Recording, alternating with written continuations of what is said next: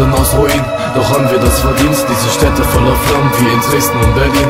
Ein Wohlstand den Vergessen dieser abgefuckten Zeit. Die Trümmer dieser Wände bleiben für die Ewigkeit. Ich kämpfe weiter, doch spür ich noch diesen Hass, weil er stolz auf sein Land ist. Ist der Nazi oder was? Ist es das, was du sagst? Ich red gegen eine Wand. Ich geh heute nach Berlin und fühl mich fremd in diesem Land.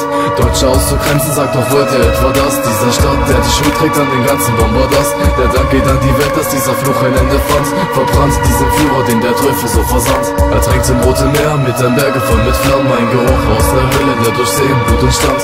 Alles war geplant, keiner konnte ihm entkommen. Diese Schmerzen auf der Welt, sogar Gott lief auch davon.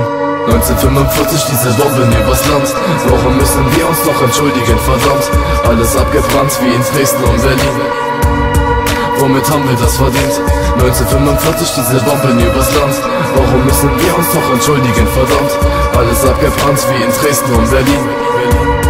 Womit haben wir das verdient? Deutschland stand still und kurz vor dem Untergang. Von den Plänen eines gestörten Verrückten so gefangen. Die Masse ließ sich blenden von den Größen, wann der Tod reißt sich alle zu verbinden, um zu retten in der Not.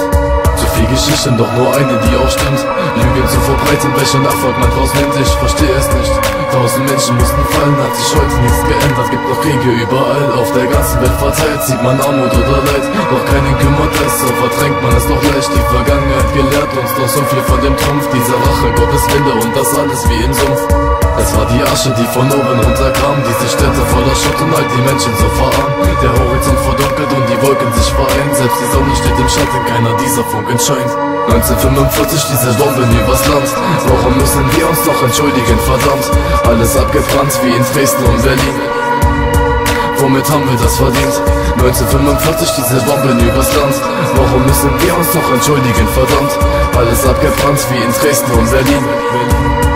Womit haben wir das verdient?